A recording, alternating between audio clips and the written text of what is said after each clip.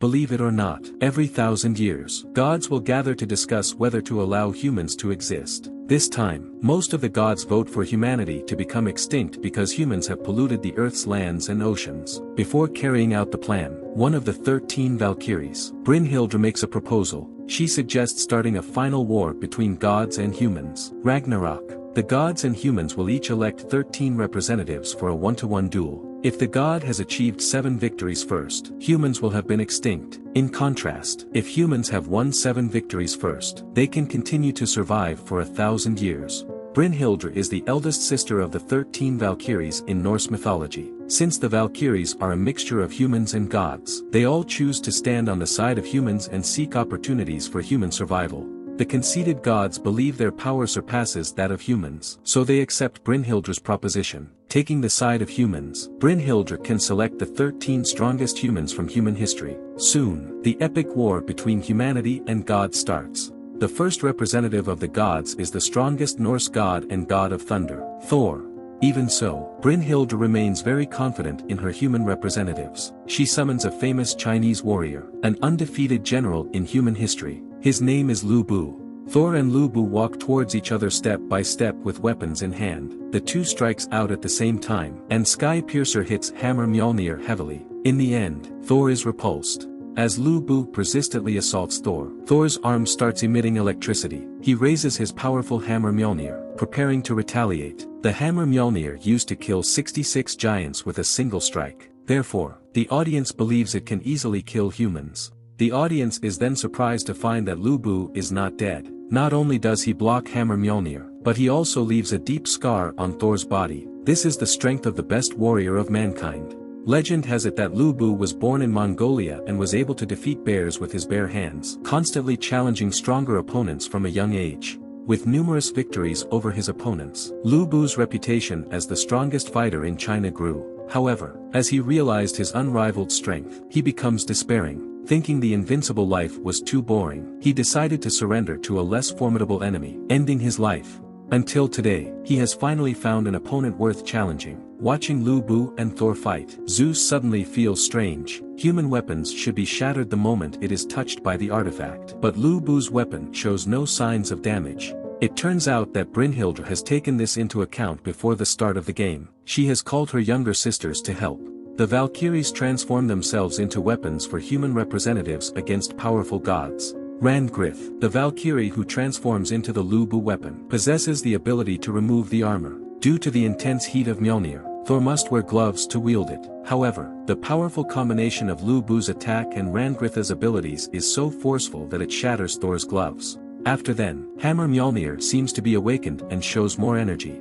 Only Zeus, Odin, and the high-ranked gods know the truth. Thor's gloves aren't meant to protect Thor from being burned by Hammer Mjolnir. The gloves are meant to dampen Thor's power in case he pinches the unawakened Hammer Mjolnir. Now that Hammer Mjolnir has finally woken up against a formidable opponent, Thor no longer has to restrain its power. He raises his Hammer Mjolnir, intending to deal the finishing blow on Lu Bu. He throws Hammer Mjolnir at Lu Bu. Lu Bu dodges it and prepares to fight back, but Hammer Mjolnir flies towards Lu Bu like a boomerang. Lu Bu has to stop fighting back and dodge Hammer Mjolnir again. Thor's real purpose in casting Hammer Mjolnir is not to kill. He wants to intensify the power of the attack by taking advantage of the speed and inertia of Hammer Mjolnir. Immediately after Thor smashes Mjolnir at Lu Bu, a huge explosion occurs. Stunned by the scene, all the gods believe that Lu Bu has no chance of survival. However, he manages to block Thor's attack. Despite his defense, Lu Bu's legs are broken by the overwhelming power since the human body is unable to withstand the immense force. At this moment, humans seem to have lost all hope, and even Lu Bu thinks that his time of death has come. Suddenly, Lu Bu's horse, Red Hair, appears on the battlefield. Lu Bu is unable to fight due to a leg injury, but he can proceed to fight after riding the Red Hare. At this moment, Lu Bu recalls when he was a child. He saw a large tree split in half by lightning. Since then, he had believed that above the sky, there must be a super strongman. So after Lu Bu became the strongest warrior of mankind, he began to swing his weapon towards the sky. Finally, one day, his attack cut off the clouds in the sky. There is no human opponent worthy of Lu Bu to use this move. Having waited for thousands of years, Lu Bu finally encounters a formidable opponent who matches his strength. It is also Thor's first encounter with such a powerful adversary. Both of them unleash their full strength. Their weapons collide and create a spectacular burst of dazzling light. Even the weapon that Valkyrie turns into is destroyed by this attack. Lu Bu cannot defeat Thor and is severely injured. He smiles with satisfaction. In the end, he bites Thor and fights until the last second. Despite Lu Bu's best efforts, he is unable to resist the power of Hammer Mjolnir, and Ragnarok's first battle ends in a victory for the gods. Following Lu Bu's demise, his army charges into the battlefield, asking Thor to end their lives so that they can reunite with their lord. At this point, Lu Bu has already passed away, granting their wish. Thor uses his hammer to bring them to the same fate as their lord. As a result, humanity goes closer to extinction. Even the strongest warrior, Lu Bu, can't defeat the gods. Who will be the human representative sent to fight next? Valkyrie Brynhildr summons human number 1, who is the second human representative. As stone pillars rise from the ground, this mysterious figure appears along with countless animals. He covers himself with a leaf, and he is the world's first human, Adam. Adam's opponent is Zeus, the god of the gods. No one thought that such a powerful god would participate in the second round. Zeus appears very imposingly and uses the power of the gods to strengthen his physique. He instantly changes from a weak old man to a strong warrior. Before the duel starts, Regenleaf, as a Valkyrie, surprises everyone by offering to become Adam's weapon. People are astonished after witnessing Adam's weapon, a knuckle duster. He intends to use it to defeat the strongest god in the universe. Observing Adam's determination to face him solely with his fists, Zeus also gives up the idea of using any weapon, relying only on his fists. Zeus attacks first. His speed is as fast as lightning, but Adam only dodges easily, which infuriates Zeus. Then, Zeus boosts his strength and speed, but even so, Adam is able to easily dodge all of his attacks, and Adam is then able to fight back using the same moves as Zeus. Adam does this by using his special ability, the Eyes of God. The gods create Adam as their own perfect mirror image, so Adam is able to replicate the actions that the gods used on him. Zeus is like being beaten by his own shadow. Full of fury, Zeus gathers all his energy into a single punch, preparing to unleash his most powerful skill. According to Greek mythology, a young Zeus emerged victorious in a previous battle against his father, but he had not witnessed his father's unique skill. As time passed, Zeus eventually mastered his father's unique skill, the Fist of Time. For a moment, the entire venue seems to stand still in time. Zeus swings the Fist of Time at Adam, but Adam still copies the Fist of Time and uses Zeus' stunt to defeat him. When the time returns to normal, the audience sees Zeus lying next to Adam. The audience outside the stadium doesn't understand why Adam is so powerful. Only Brynhildr understands that Adam's strength stems from his hatred. When Adam was born, he lived happily in the Garden of Eden with countless animals until one day, Adam's wife, Eve, was accused by the serpent god of stealing the forbidden fruit. However, the truth of the matter was that the serpent failed to seduce Eve, so he framed her. When Eve was put on trial, both the judge and the audience were all gods. They did not hesitate to convict Eve and banish her from the Garden of Eden. Just then, Adam defeated the guards and broke into the scene. God accused Eve of stealing the forbidden fruit, and he plucked the forbidden fruits of the whole tree, and since then the forbidden fruit had become apples. Adam made a solemn promise to rescue Eve from the Garden of Eden in front of all the gods. The serpent took the initiative to attack, but Adam, equipped with God's eye, retaliated swiftly, leaving the serpent incapacitated with broken limbs. This is why the serpents humans encounter today have no feet. From then on, Adam and Eve left the Garden of Eden, never to return. At the end of the memory, just as the host is about to announce Adam's victory, Zeus suddenly stands up and stops the host. Zeus knows that Adam has hatred toward God. Zeus asks Adam why he is fighting so hard after thousands of years that he doesn't seem to hate the gods anymore. Adam laughs. The reason he fights is not because of revenge. Adam asks him if he needs any reason as a human being to protect his children and grandchildren. Zeus senses Adam's determination, and he goes into his strongest state. For the first time in millions of years, someone can get Zeus to use his strongest state. However, this state is limited, and Zeus can use it for only 12 minutes. Zeus aggressively launches attacks, and Adam continues to replicate his forms with the eyes of the gods and uses Zeus' power to fight back. It looks like Adam is going to be the winner, but his eyes are starting to hurt because he's been using God's eye for too long. For Zeus, every attack he makes in this final form carries immense power. It's not easy for Zeus either because his body is starting to reach its limits. Now, it has turned into a war of endurance, and the key to victory lies in whose strength will run out first. After receiving another punch from Zeus, Adam loses his eyesight completely. Seizing this chance, Zeus launches a fierce counterattack. Losing eyesight, Adam can only do his best to defend. As humans are in despair, Adam bravely endures Zeus' strikes. At this time, Adam seems to hear the voices of countless descendants calling him. At the last moment of his life, the ancestor of all mankind remains determined to protect all his children. Badly wounded, Adam actually gets back on his feet and continues to fight. It's a miracle. Eventually, after Zeus punches Adam, he falls. At this time, everyone sees that Adam is still standing on the battlefield. They thought Adam has won, but in fact, Adam died heroically when he got blind just now. Even after Adam's death, his will persists, and his body is still fighting for his children. The rule of the duel is that the surviving side wins, so in the end, it is Zeus who wins the second round. After 2 matches, the 2 humans and the 2 Valkyries are gone. Humans must win the third round or the situation will be very dangerous. As the third round approaches, Brynhild receives the news that Poseidon will be her opponent, who is Zeus' brother and is infamous for his cruelty as well as the ruler of the seas. Now, she faces the challenging task of selecting the best representative for the duel. While Brynhild hesitates, Kojiro volunteers to fight. Significantly older than he was when he died, humans summoned to Ragnarok will take on the appearance of their age when they were the strongest. To be fair, the gods allow mankind to confront them at their strongest state, but Kojiro goes from prime to old age. It turns out that Kojiro has been practicing his sword skills in the underworld for more than 400 years after his death, and this moment is his best state. As Poseidon prepares for battle, the venue transforms into a duel arena surrounded by seawater. With ease, Poseidon parts the sea and confidently strides towards the battlefield. Despite being Zeus' older brother, Poseidon appears youthfully and looks very arrogant, as if humans are all waste in his eyes. Kojiro's show-up looks much lamer than Poseidon's. He props up a small boat and slowly comes to the battlefield. As the most well-known loser in Japanese history, his show-up is despised by many.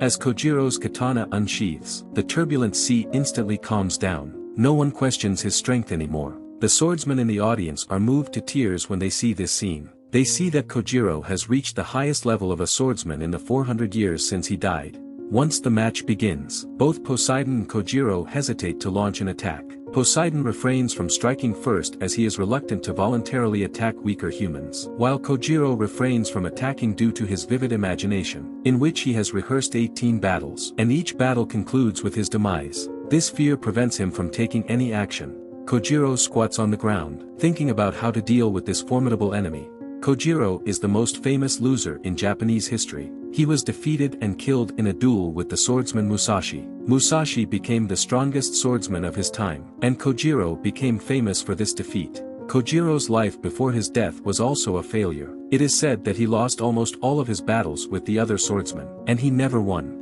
But the truth is that Kojiro is actually a swordsmanship genius. What he does best is to simulate the process of battle in his mind. After losing in reality, he constantly imagines and finally defeats his opponent in imagination. However, Kojiro's vivid imagination doesn't remain a mere fantasy. The victories he achieves in his mind can also be achieved in reality. He persists in challenging renowned swordsmen. Despite facing repeated defeats, he doesn't give up. Instead, he resumes practicing his swordsmanship until he can emerge triumphant in his imagination. As a result, his life is mostly marked by records of failures and he unfortunately died in a failure. But this duel is a matter of human destiny, and Kojiro must defeat his opponent in reality. Kojiro attacks first, slashing at Poseidon with his katana. Poseidon dodges easily, but Kojiro's most famous skill is to suddenly change trajectory when attacking, and his katana is as nimble as a swallow and slashes at Poseidon again.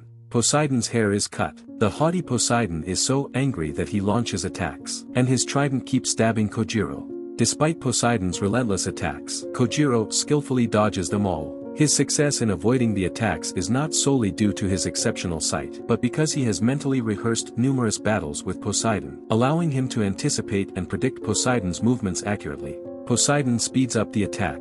His speed is beyond Kojiro's imagination. Kojiro is stabbed by a trident. Poseidon jumps into the air and wants to finish the match. His trident keeps stabbing at Kojiro, but this time Kojiro can dodge these attacks, and his imagination has broken through the limits of humans. Suddenly, Kojiro takes the initiative to fight back. Kojiro, on the other hand, reverses his katana after quickly slashing it, but this has no effect in front of Poseidon's overwhelming speed and strength. Poseidon cuts the katana in half, and Kojiro almost loses hope of winning. At this critical moment, memories of fighting with Musashi flood Kojiro's mind. In the past, he would have surrendered upon failure, and that duel was the first time he decided to fight until died because of the fun during the duel. 400 years later, he is once again filled with this indomitable spirit. He picks up the shattered katana and continues fighting. The Valkyrie that changes into Kojiro's weapon is Hrist. She is touched by Kojiro and suddenly glows and changes into two katanas, one long and one short. This time Kojiro attacks by using Musashi's swordsmanship. With two weapons, Kojiro's defenses have been improved significantly, and he is able to parry Poseidon's attacks one after another. Musashi sees that this is the result of Kojiro's constant imaginary battles against him after his death. As a result, Kojiro is able to perfectly replicate Musashi's swordsmanship. Not only that, but Kojiro's attacks also include the swordsmanship of all the swordsmen he had ever fought. These techniques leave countless scars on Poseidon's body. Poseidon gets raged because of his injuries. He suddenly stabs Kojiro twice with a trident. Despite Poseidon's attack patterns remaining unchanged at his fastest speed, Kojiro can still anticipate the direction of the attack. However, the attack's incredible speed leaves him with no option to dodge. But what Kojiro does best is getting stronger after failure. Kojiro's predictive power has become stronger again. Now he can predict all of Poseidon's attacks in a split second and find an opportunity to get close to Poseidon. Kojiro's last blow, combining the virtues of other swordsmen, eventually succeeds in killing Poseidon. For the first time, humans kill the gods in Ragnarok and win the duel. While the people cheer, the gods fall silent, and they finally start to become serious. Later, at the tea party of the gods, Zeus has to admit that humans are actually very powerful, and the gods must have the same determination as humans to win. The venue of the fourth round of Ragnarok recreates 19th century London, England, a request made by representatives of humans. Because the human representative is the most famous murderer in history, Jack the Ripper alone makes London panic, and the representative sent by the gods is the hero of the mixed blood of man and god, Heracles. Once the battle starts, Jack the Ripper quickly flees from the scene, exhibiting a cowardly behavior that Heracles finds disdainful. Heracles, determined to confront him, catches up with Jack the Ripper, unknowingly triggering a trap set by him. Countless daggers are hurled toward Heracles, but they prove futile against a god, as human weapons lack the power to harm the god. Only with the weapon changed by the Valkyries can Heracles be injured. Jack's weapon is a large pair of scissors, which fits his character perfectly. Heracles continues to attack Jack and breaks his scissors, and Jack can only shoot daggers at him again. Heracles still doesn't dodge this time, but he is hurt by the daggers. The reason why Brynhilde chose Jack the Ripper to represent humans is that he is cunning enough. Only then does Heracles discover the weapon transformed by the Valkyrie is not the scissors, but Jack's pocket, and any weapon Jack takes out from his pocket can hurt Heracles. But even so, Heracles still can't be defeated. He uses his weapon and knocks Jack away with only one blow.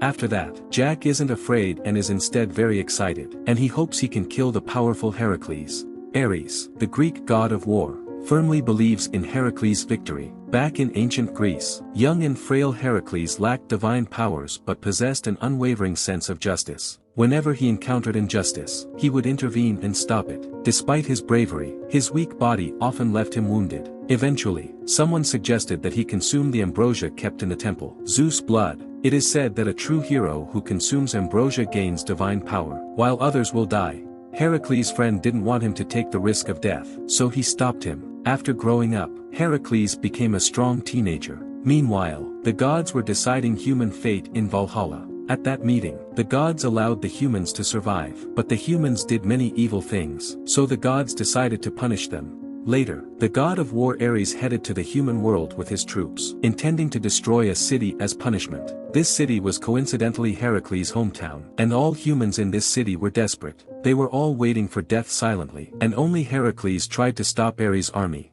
But Heracles is still a human after all, and he was easily defeated by Ares. Heracles had long been ready to be defeated. He brought the ambrosia with him, intending to bet his life on exchanging a chance to stop Ares. Upon drinking the ambrosia, he not only survived but also acquired the strength of the gods. After then, he triumphed over Ares' army and reached a stalemate with him. At that moment, Zeus appeared out of nowhere, putting an end to their battle. He proposed making Heracles a member of the gods and Heracles agreed. But Heracles made one condition: that gods must never interfere in the human world. Since then, Heracles has become a god as Zeus' son. Ares had a battle with Heracles, so he believes Heracles won't lose to humans. Once more attacking Jack, Heracles breaks his glasses. Jack then made his red pupil visible. Jack has pupils in different colors, and one of his exceptional abilities is the capacity to see the hue of emotions. His red pupils exhibit this talent. Jack was a severely underprivileged child who frequently retrieved food from the trash.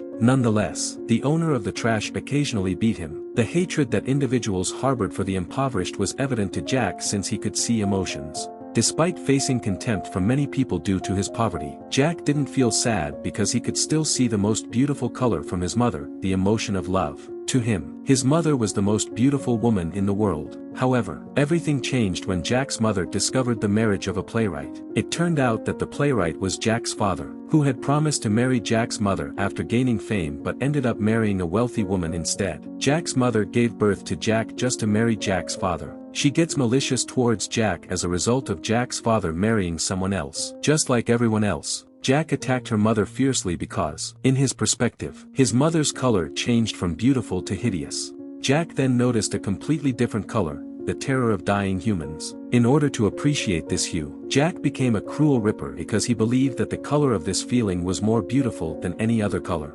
But Jack only sees the hue of love in Hercules, and he longs to witness the transformation of love into fear. Then Jack abruptly climbs a bell tower, which Heracles promptly demolishes, resulting in Jack falling from the bell tower. As Jack falls, the large dial of the bell tower descends with him. Hercules rushes to intercept the dial. Surprisingly, it cuts off his hand before he can do so. The gods are left in shock since Hercules is typically invulnerable to human objects. Only Loki, who is a cunning guy like Jack, can speculate the truth. It turns out that Jack's pocket is only a cover. Jack's gloves, not his pocket, are Valkyrie's weapon. Jack has the power to transform anything he touches into a weapon that can hurt God. Heracles shows no fear, even if he loses a hand. He dresses his wounds and is prepared to fight again. Hercules still has the hue of love. As Jack discovers, Jack is informed by Heracles that despite his transformation into a god, he still loves humans.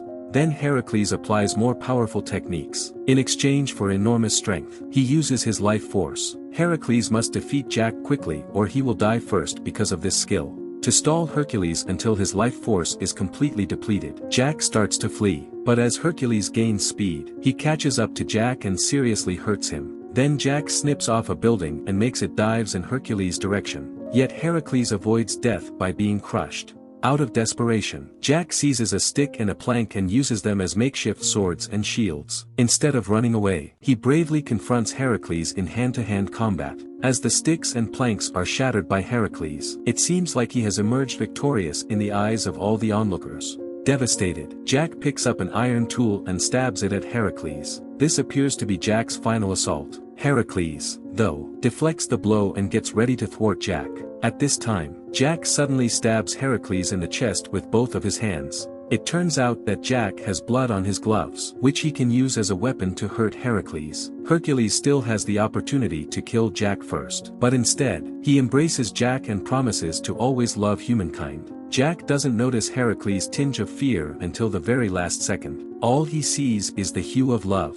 Jack has won the fight, but there is no joy in his heart. At this moment, Jack is completely struck by Heracles' love for humans, and he begins to reflect on his past behavior. On the other hand, Heracles is the real winner. He represents human goodwill and ultimately triumphs over human malice. Seeing the result, the gods are filled with extreme anger. It's a situation they have never imagined before that humans achieve 2 victories. Moreover, Loki finds Buddha's behavior very suspicious. The Valkyries can transform into artifacts and fight alongside humans, much like one of Buddha's skills. By combining the destinies of 2 individuals using this skill, incredibly potent powers can be created. Loki suspects that the Valkyrie received help from Buddha. At this time, the Japanese gods, the 7 lucky gods, also come nearby, and they also want to find Buddha. Buddha is not afraid at all, intending to face Loki and the 7 lucky gods alone. When the human players see that Buddha is under siege, they also step forward to help.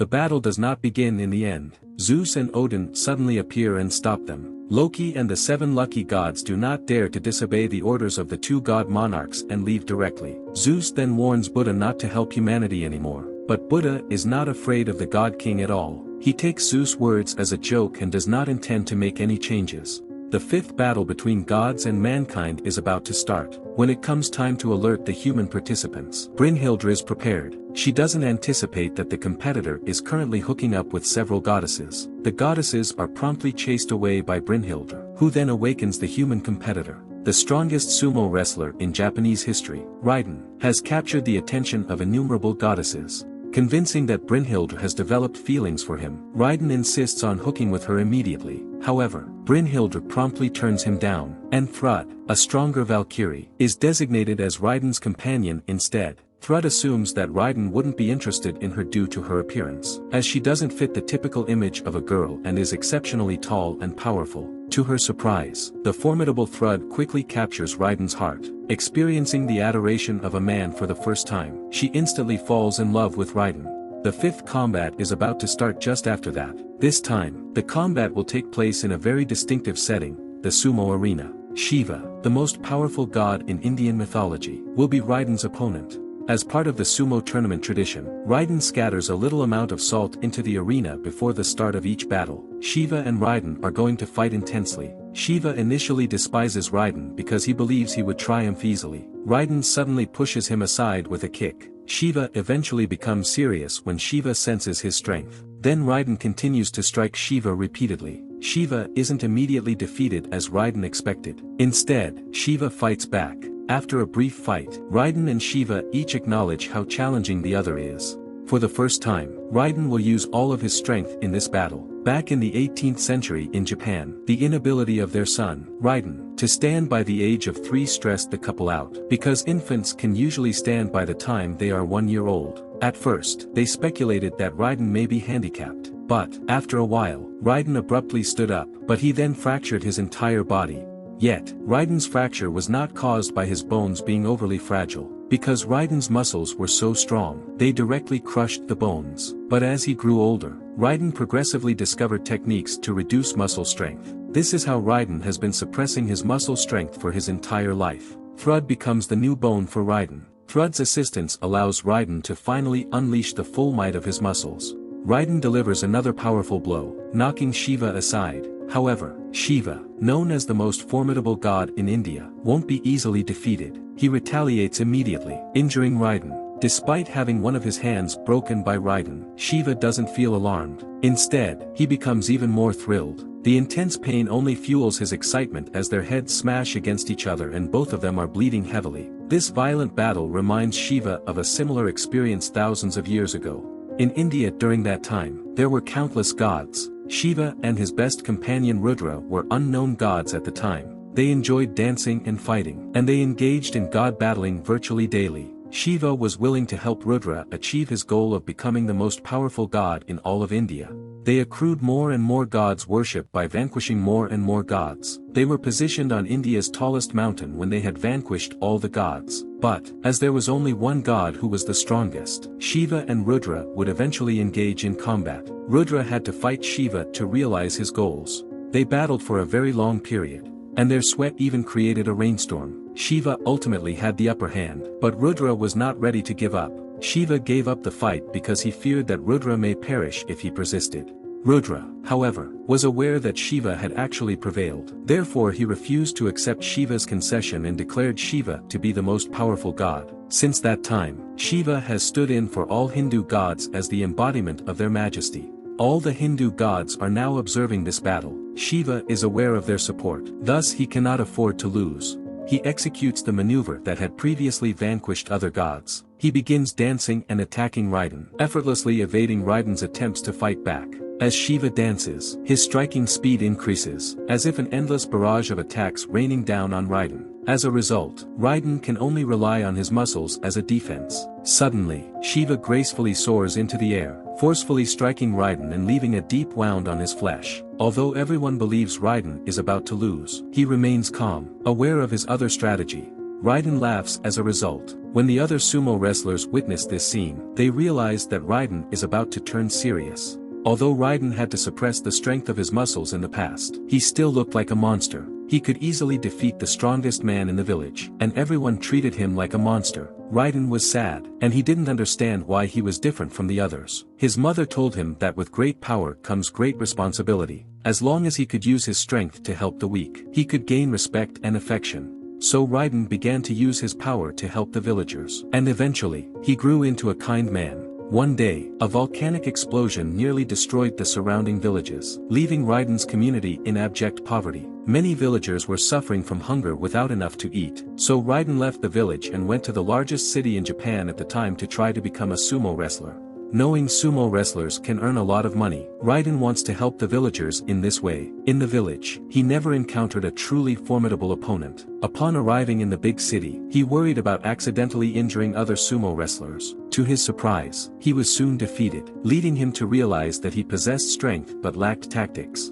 Raiden was very excited, and it was his first time experiencing the joy of sumo. Over the next time, Raiden learned all the skills of sumo. By the time he started competing in official sumo wrestling matches, no one had been able to defeat him. In every match, Raiden could defeat his opponent with just one move.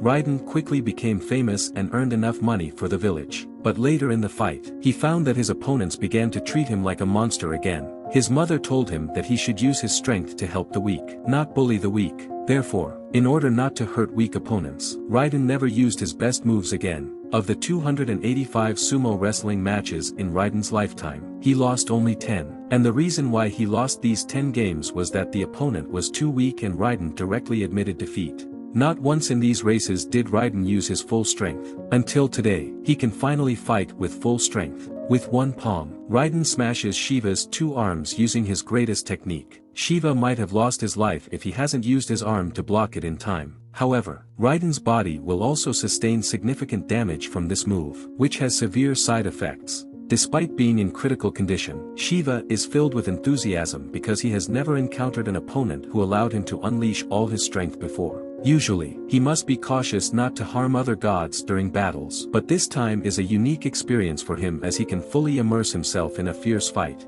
Shiva then envelopes Raiden in flames, and while each strike has the potential to burn Raiden, Shiva must also endure the torment of being scorched. Shiva and Raiden each use moves that have severe negative effects, and they must both outlast the other in the least length of time. Compared to the agile Shiva, Raiden's motions are ungainly since he still adheres to the sumo regulations and forbids touching the ground with his hands or knees. As a result, Raiden experiences greater side effects. The last attack causes Raiden's arms to be broken. Raiden is aware of his defeat, yet, near the end of his life, he smiles contentedly because, for the first time, he engages in thrilling combat with all of his might. Shiva has great respect for Raiden, but he must kill Raiden to emerge victorious. Shiva then kills Raiden to win the 5th duel. The sumo wrestlers, who are witnessing the battle, bid farewell to Raiden with the highest etiquette. Although emerging victorious, Shiva also suffers the loss of 3 arms. The outcome has left every god astonished. Zeus has to acknowledge that humans possess more power than he initially believed. Fearing that the gods might be defeated, he requests a strong god like Buddha to participate in the upcoming contest. Buddha neither accepts nor declines the request, but it seems he is inclined to do more in support of mankind.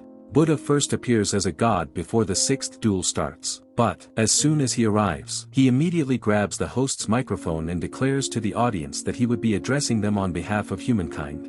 All the gods are shocked, and only Brynhildr has long known about the situation. Before this duel begins, Buddha proposed to fight for humanity. Buddha is a kind and powerful god who hates other arrogant gods and does not support the god's decision to destroy humanity. So Brynhildr immediately agrees to Buddha's request to let him fight on behalf of humanity. The competition only stipulates that each side will send 13 contestants to participate, and God fighting on behalf of humanity is not banned. Coupled with the fact that Buddha was originally a human before he became a god, he isn't against the rules.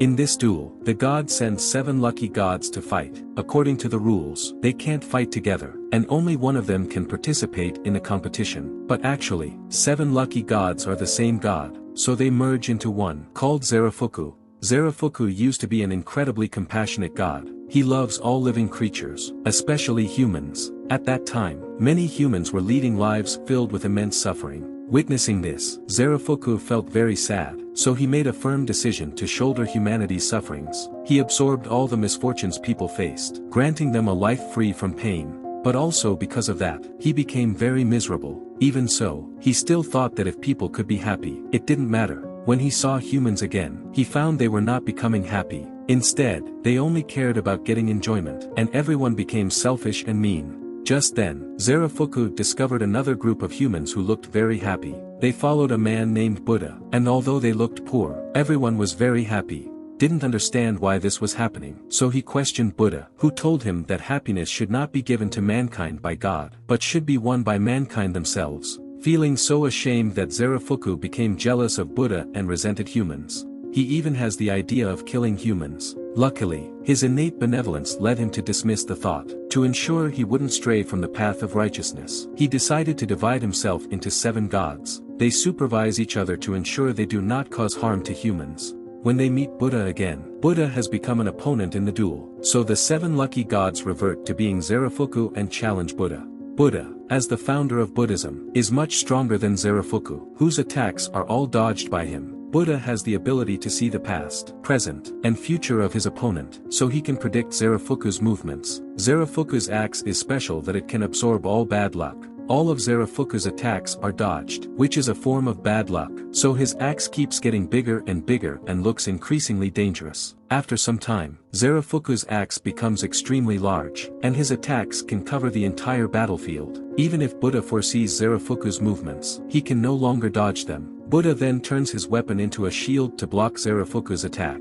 There are 6 forms of Buddha's weapon, with which Buddha can deal with a variety of situations. After blocking Zarafuku's attacks with the shield, he turns his weapon into a stick and knocks Zarafuku away. At first, Buddha was not a powerful god, but a human and a prince. But he sympathized with his people, so he gave up the throne and traveled around the world. During then, he discovered many people were suffering because they worshipped evil gods, so he started to save these people. Gradually, he had more and more believers and finally became a god. Therefore, from the very beginning, Buddha has been the savior of mankind. To help humans win this battle, he continually enhances his power. His weapon transforms from a stick to an axe, and then from an axe to a sword. Whichever weapon he wields, Buddha holds an absolute advantage. Although he could easily defeat Zarafuku with these weapons, he refrains from doing so. Recognizing that Zarafuku is not an evil god, Buddha seeks to conquer him by other means. Eventually, Buddha sets aside his weapon and engages Zarafuku in a bare-handed fight. Nonetheless, he manages to overpower Zarafuku, leading to Zarafuku's gradual awakening. Understanding Buddha's intentions and how to bring happiness to humanity, Zarafuku decides to yield victory to the human side. At this moment, he is controlled by the horns on his head and then transforms into a demon lord, Hajuan. Hajuan is the most terrifying demon lord in the underworld. Most of the gods do not know Hajuan and only Hades had heard his legend. The world is divided into 3 parts, namely the heavenly realm where the gods are, the human world where the human beings are located, and the underworld where the demons are. Although Hades is the king of the underworld, he has only heard that there was originally a strongest demon lord in the underworld, named Hajuan. Hajuan was so powerful that he can't withstand his power with his body, and in the end, Hajuan died due to his body breakdown. Now Zarafuku has become Hajuan, and Buddha instantly falls into a tough battle. He can predict his opponent's movements through his soul, but Hajuan's soul is covered by darkness, and Buddha cannot predict his movements. Besides, Hajuan is so powerful that he even shatters Buddha's shield and blinds one of Buddha's eyes. The incredible power of Hajuan shocks everyone, but they still have no idea why the legendary Hajuan has been brought back to life. Hades speculates that someone might have modified Hajuan's wreckage, turning them into something resembling a seed, and then covertly implanted it into Zarafuku's body, resulting in Hajuan's resurrection. Hades is aware that there is only one demon lord with such a skill, Beelzebub. Buddha doesn't know why Zarafuku became Hajuan, but he knows it means that Hajuan has killed Zarafuku, which makes him feel extremely angry. This time, Buddha turns his weapon into a scythe, and he finally decides to kill his opponent. Hajuan and Buddha attack at the same time, and they are both wounded. It may seem that Buddha is more seriously injured, but he knows that he has won. Because Buddha can tell that Hajuan is afraid, but the latter doesn't think so. Hajuan's body once collapsed because he couldn't withstand his power, which can be well stored in Zarafuku's body, so now he is more powerful than before.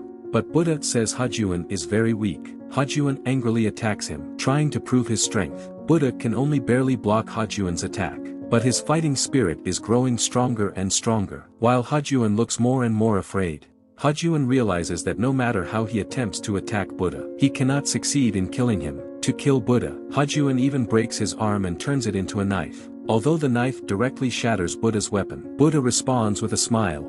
After that, he picks up a small wooden stick, which is the handle of Zarafuku's axe. Buddha uses the remaining mana of Zarafuku to create a new weapon. This weapon has the power of Buddha and Zarafuku, and Buddha intends to use it to defeat Hajuan and avenge Zarafuku. In the ensuing battles, Buddha gradually gains the upper hand. Even so, most of the audience outside the arena still thinks that Hajuan will win because, with his severe injuries, Buddha can't withstand Hajuan's subsequent attacks. Only a few discover that Buddha no longer needs to fend off attacks. He can already dodge Hajuan's attacks by predicting his movements. As the battle unfolds, Hajuan's fear of failure intensifies. This fear gradually lifts the shroud of darkness that once covered his soul. Ultimately, Buddha manages to evade Hajuan's powerful attack and strikes him from behind. With Buddha's victory, the souls of Zarafuku and 7 lucky gods manifest in the air, regaining their benevolence. After bidding farewell to Buddha, they vanish. While the triumph brings happiness to Buddha, Zarafuku's demise leaves him with mixed emotions of joy and sorrow. With Buddha's triumph in this duel, humanity secures 3 victories. Just like the gods, 7 more duels will follow, ultimately deciding the fate of humanity. Here brings the end of Seasons 1 and 2 of Record of Ragnarok. I can't wait to see Season 3. Of the 3 duels in Season 2, the duel between Raiden and Shiva gets my blood boiling. They are all the bravest fighters. Which duel do you like best? Looking forward to seeing your opinions in the comment area. Thank you for watching. Remember to like this video and subscribe to my channel. I will bring you more wonderful recaps in the future. Bye.